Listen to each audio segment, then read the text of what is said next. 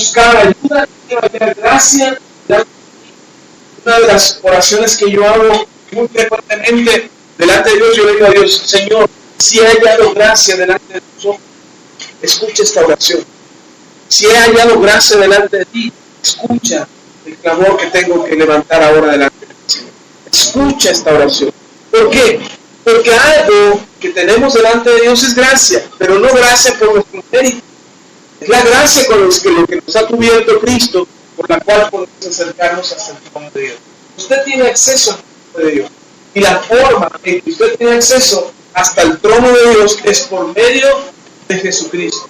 Tan es así que en Hebreos capítulo 11, versículo 6, si usted lo puede leer,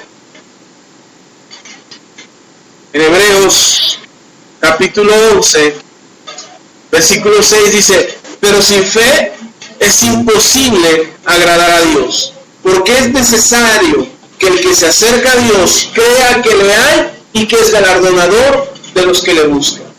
Nosotros, primero el escritor de Hebreos dice, acércate confiadamente al trono de la gracia. Acércate al trono de Dios para que encuentres gracia para el oportuno socorro. Y luego en el 11.6 dice el escritor de Hebreos, tenemos que acercarnos con fe, sabiendo que Dios está ahí y que es galardonador de los que se acercan a Él, de los que le buscan. Entonces nosotros podemos acercarnos confiadamente, pero dice que nos acercamos confiadamente por una razón. Esa es la segunda parte del Hebreo de Hebreos 4.16 que les dije. La primera es acercarnos confiadamente. La segunda, saber que cuando nos acercamos hallaremos gracia para el oportuno socorro.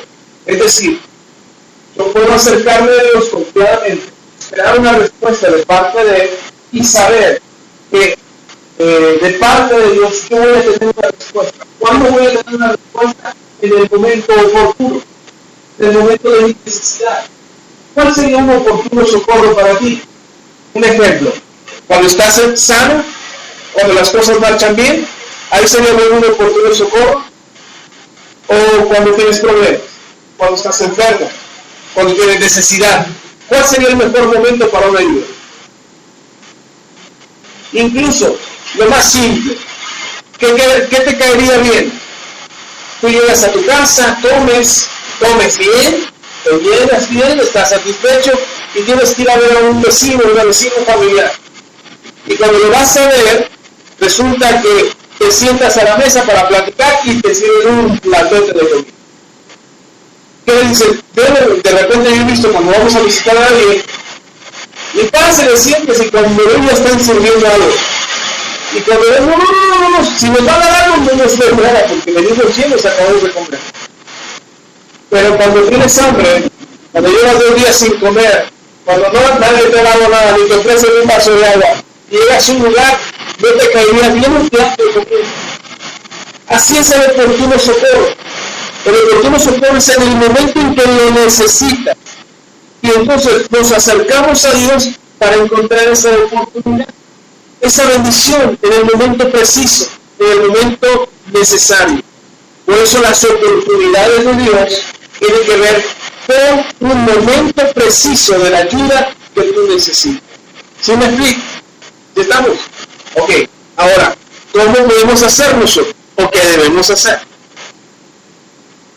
Entonces, todos tenemos oportunidad, todos tenemos acceso a esta gracia. Bueno, los que creemos en Jesús. Tenemos acceso a esta gracia para el oportuno socorro. Sí, tenemos que acercarnos. ¿Cómo encontramos estas oportunidades de Dios? Buscándole, acercándonos, pidiéndole, hallando gracia delante de sus ojos. Pero resulta que también hay quienes dejan pasar las oportunidades de Dios. Y de repente cuando quieren volver a esas oportunidades, ya no pueden. Pero no es que se hayan acabado las oportunidades de Dios, uno las ha rechazado. Y el ejemplo más claro es Esaú. Esaú era hijo de Isaac, hermano de Jacob. Jacob se convirtió en la nación de Israel. Esaú no. Y sin embargo, Esaú era el primogénito. Eran gemelos. Esaú y Jacob eran gemelos. Eran fruto del mismo embarazo. Es curioso, Isaac nació por un milagro de parte de Dios, cuando Sara tenía 90 años. Y resulta que cuando él se casa, su esposa no puede tener hijos. Y él clama a Dios, y Dios le da hijos, y le da dos, en el mismo paquete. Nacen gemelos, Esaú y Jacob. Esaú nace primero y se vuelve el primogénito. Por derecho, a él le toca recibir la primera bendición y le toca recibir la herencia, parte de sus padres. Sin embargo, cuando su madre está embarazada, la esposa de Isaac está embarazada, Dios le habla y le dice, porque sus hijos se peleaban en su vientre, y él decía, ay, esto es terrible, mis hijos están peleando desde el vientre. Y Dios le habla y dice, tendrás dos hijos, y el mayor le va a servir al menor. O sea que el menor va a ser el mayor en su casa. Es como si fuera el primogénito. Ya Dios le había advertido a la mamá. Sin embargo, eso no, sí, como les dije al principio, una palabra profética tiene que tener cumplimiento porque milita en esa palabra. Dios le habla esto a Raquel, ¿es Raquel? O Rebeca, no recuerdo. Pero le habla y le dice Dios a esta mujer, tu hijo menor será el mayor. Ya él le recibe esta palabra, pero no significaba que Saúl no fuera a ser bendecido. Lo que requería de Saúl era creerle a Dios y acercarse a Dios. Y Dios le da oportunidad a Esaú para reivindicarse, pero Esaú menosprecia la primogenitura y dice Hebreos capítulo 12,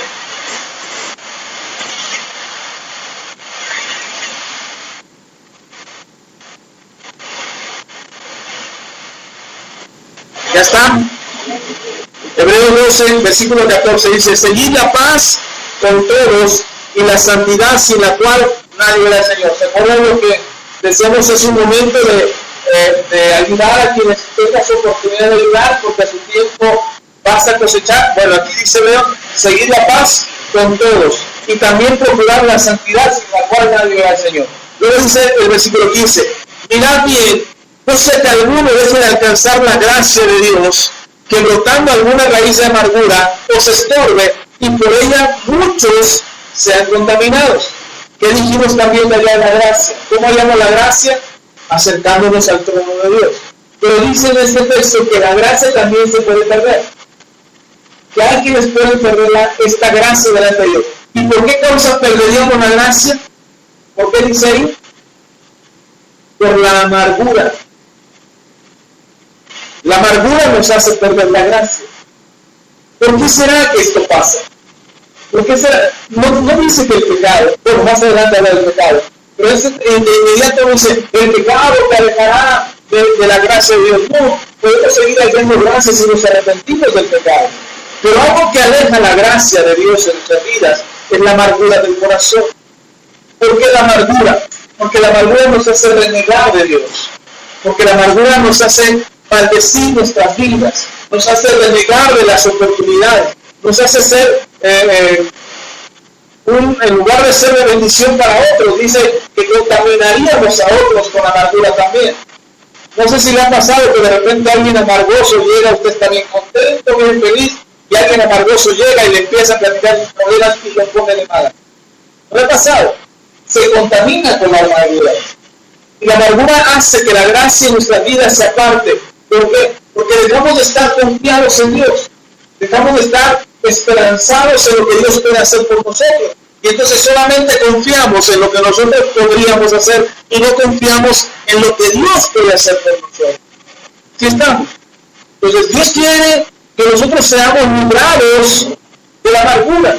Dios quiere que nosotros no vivamos en la amargura. Para que la gracia siga obrando sobre nuestras vidas. Dice en el versículo anterior, tenemos que seguir la paz con todos y la santidad, para no apartarnos de la gracia por causa de la amargura. Dice,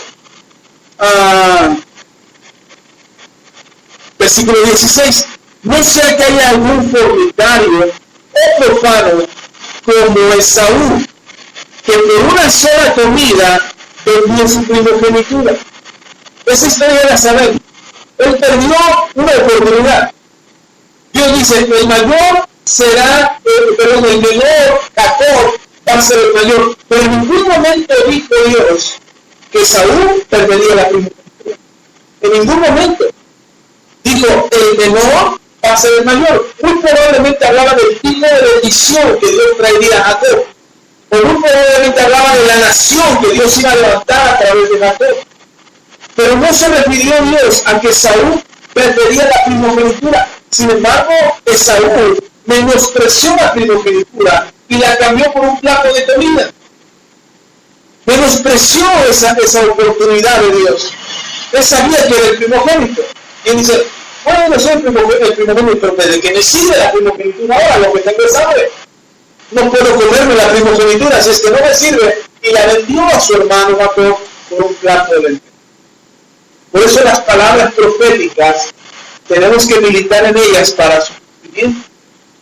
Pero si Dios me está diciendo en una palabra profética, como cuando Jonás llega y profetiza a Nínive y le dice, Dios destruirá la ciudad de Nínive por causa del pecado. La nación entera entendió que era una oportunidad de parte de Dios para cambiar eso. Y entonces se arrepintieron y ayunaron. Y estuvieron en ayuno por unos días. Y alcanzaron el perdón y volvieron a la gracia de Dios. La palabra que Jonás estaba diciendo, esto es lo que Dios está diciendo que va a pasar si siguen en ese camino. Jacob Esaú tuvo la oportunidad de decir, ok, no te doy mi primogenitura, te doy otra cosa, quizás la cacería de mañana, o te doy algunas cabezas de ganado, pero dame de comer. Pero él menospreció la primogenitura. Lo lamentable es lo que sucede después. Mire, dice, otra vez el 17, porque ya sabéis que aún el 16, no sé que haya algún fornicario y profano como Esaú, que por una sola comida vendió su primogenitura, porque ya sabéis que aún después, deseando heredar la bendición, fue desechado, y no hubo oportunidad para él de arrepentimiento, aunque la procuró con lágrimas. ¿Qué es lo que buscaba Esaú? La bendición. ¿La consiguió? No la consiguió. La suplicó por ella. Le dijo a su papá Isaac, bendícele, tiene que tener alguna bendición para mí. Y Isaac dice, no tengo nada para darte. ¿Cómo se le dio a tu hermano? Él vino, se la aprovechó y se la llevó. Y yo no tengo nada para ti. Y él dice, bendícele con algo, aunque sea. No tengo, bueno, te voy a dar una bendición. Tu hermano será mayor que tú me servirás de tu hermano. Ah, qué bendición de Dios. Y se cumplió lo que Dios había dicho. Pero ¿por qué menospreció esa oportunidad? Aún cuando Dios tiene oportunidad para todos, si nosotros menospreciamos lo que Dios está poniendo delante de nosotros, no sea que después estemos llorando por esas oportunidades. Dios, pero es que yo quería, pero es que yo... Lo importante aquí es lo que dice el escritor de Hebreos. No menosprecies la oportunidad, no dejes pasar la oportunidad, diciendo cuál es la oportunidad de Dios, pero sobre todo, cuando tengas una oportunidad, tómala. No te amargues el corazón, no salgas de la gracia de Dios. Entonces, ¿dónde podemos encontrar esa gracia después de ese momento? Buscando a Dios. Acercarnos al trono de la gracia para que en el momento de la oportunidad nosotros podamos tomarla. Y cuando tengamos necesidad, vengan oportunidades para nosotros. Ahora, las oportunidades de Dios, como dije hace un momento, no terminan. ¿Cuándo dejarían de ser oportunidades para nosotros? ¿Cuándo dejaríamos de tener oportunidades de Dios para nosotros? Como lo que dijo el escritor de Hebreos acerca de Saúl. ¿Cuándo? Cuando nos amargamos. Cuando profanamos las bendiciones de Dios. Cuando no tomamos de Dios lo que Él tiene para nosotros. Si estamos. Si puede pasar la oportunidad. Pero entonces, pastor, ya no vuelvo a tener ninguna oportunidad, sí. Quizás no era que esperaba. Pero Dios te da la oportunidad de levantarte. Lo importante es cuando tú tomas las oportunidades de Dios, vendrán oportunidades que nadie te va a poder quitar. Lea conmigo.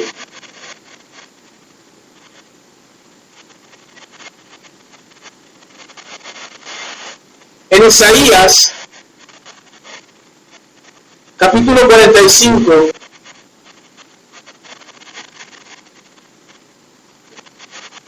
vamos a leer del versículo 1 al versículo 4.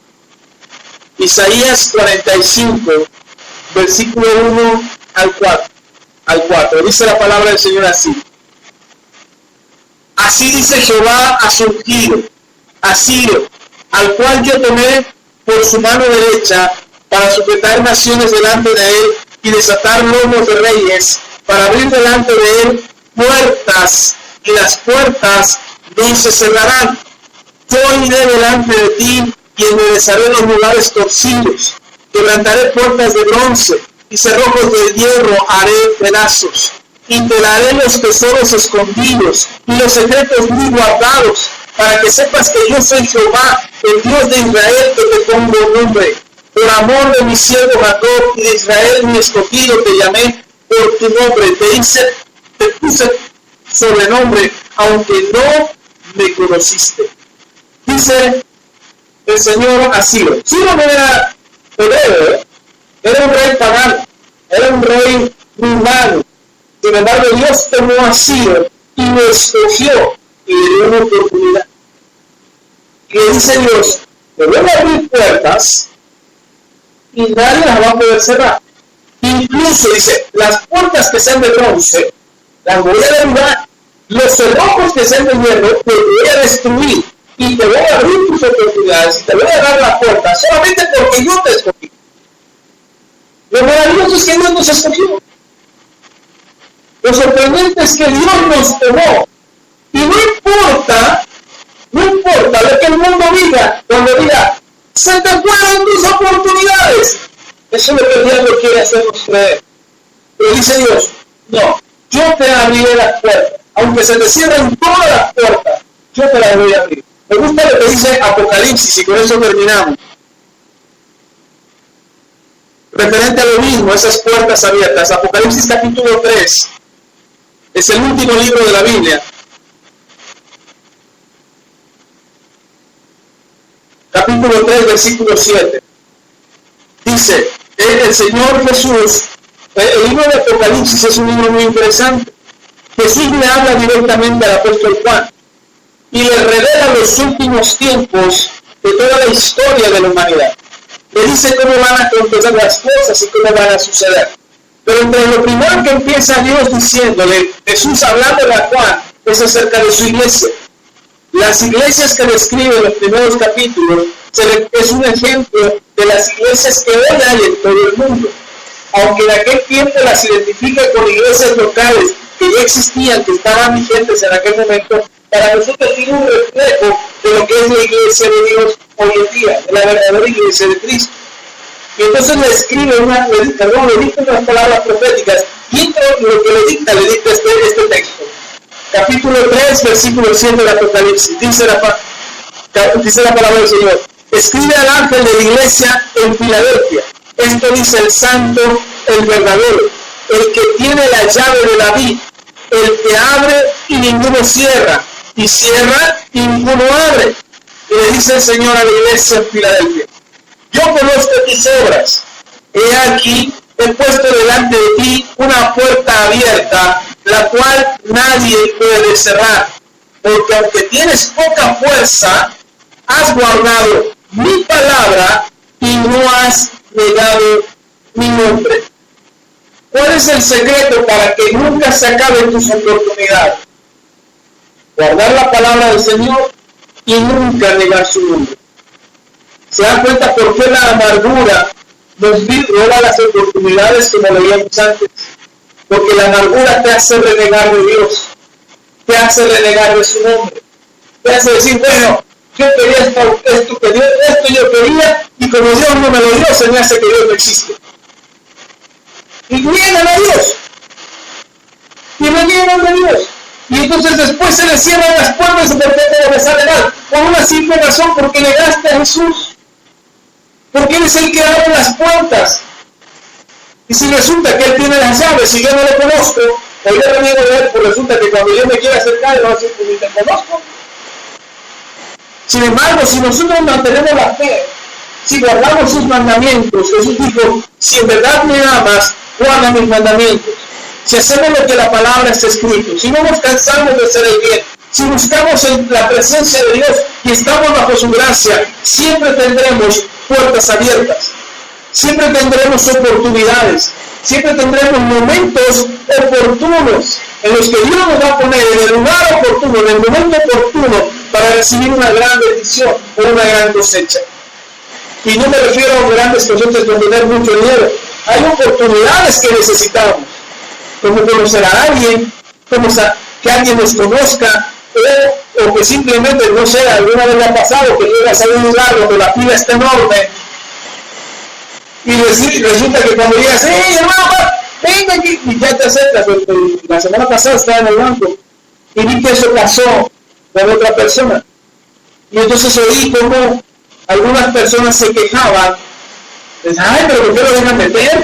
Que se forme, que a la cola ya llevamos rato aquí formados y que se forme. Y yo por un momento iba a empezar a decir, sí, que se forme. Y dije, no. Él tuvo esa oportunidad.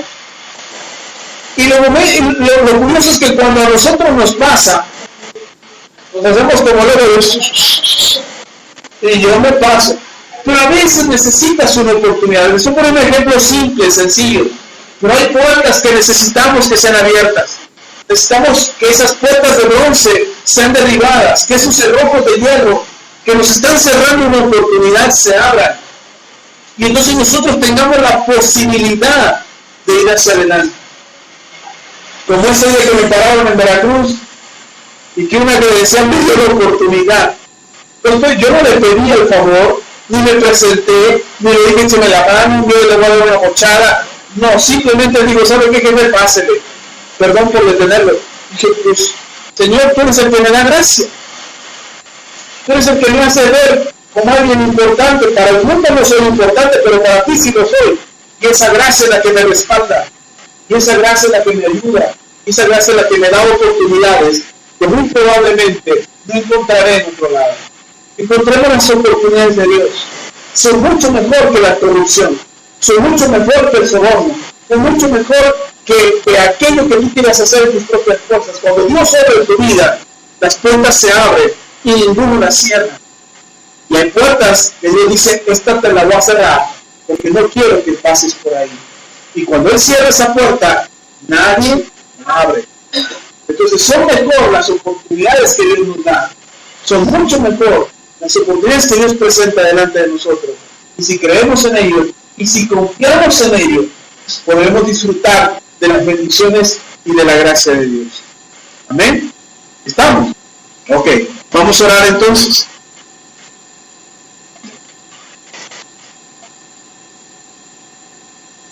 Vamos a orar para que oportunidades vengan a nosotros. Que se abran las puertas, que se abran aquellas puertas que han estado cerradas, que nos quisieron cerrar, que nos dijeron, ya no vas a pasar por aquí, ya no tienes oportunidad aquí. Vamos a orar a Dios. Que Él sea quien abra esas puertas. En su tiempo, en el tiempo oportuno de Él. Amén. Oremos. Padre, te damos toda la gloria, toda la honra y toda la alabanza. Muchas gracias, Dios, por tu palabra. Porque hoy podemos entender que delante de nosotros hay oportunidades. Que delante de nosotros están los momentos precisos. Los que tú pensaste, los que tú diseñaste para nosotros. Los que son la oportunidad perfecta para nuestras vidas. En este momento, Señor, confiamos en ti. Y creemos, Dios, que definitivamente nuestras oportunidades vendrán constantemente, frecuentemente. Y cuando tú abres una puerta, Señor, nadie la puede cerrar.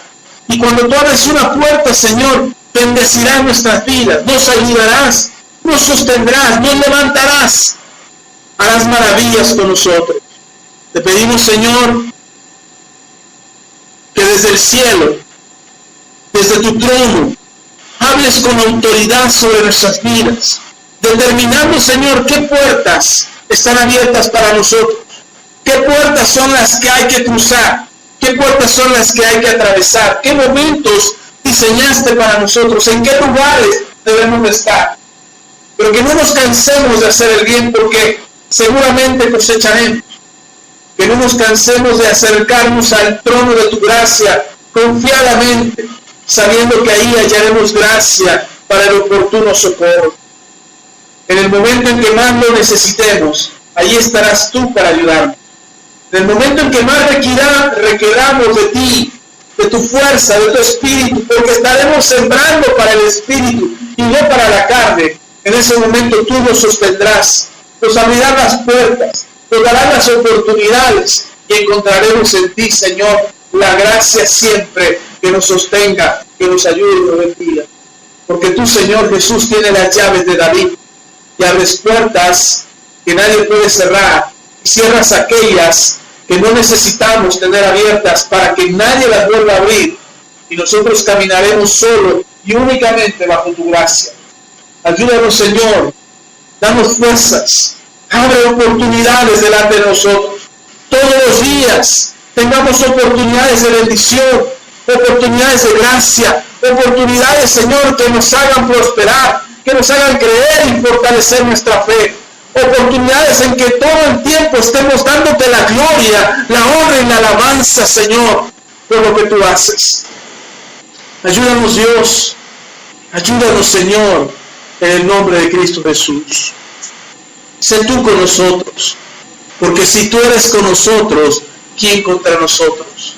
Porque solo sucederá, Señor, porque tú nos has escogido, como lo hiciste con Ciro, el que no te conocía, pero tú lo escogiste y abriste puertas, derribaste las puertas de bronce, destruiste los cerrojos de hierro y quedaron puertas abiertas para él de bendición, porque aún siendo completamente ajeno a ti, tú lo escogiste, Señor.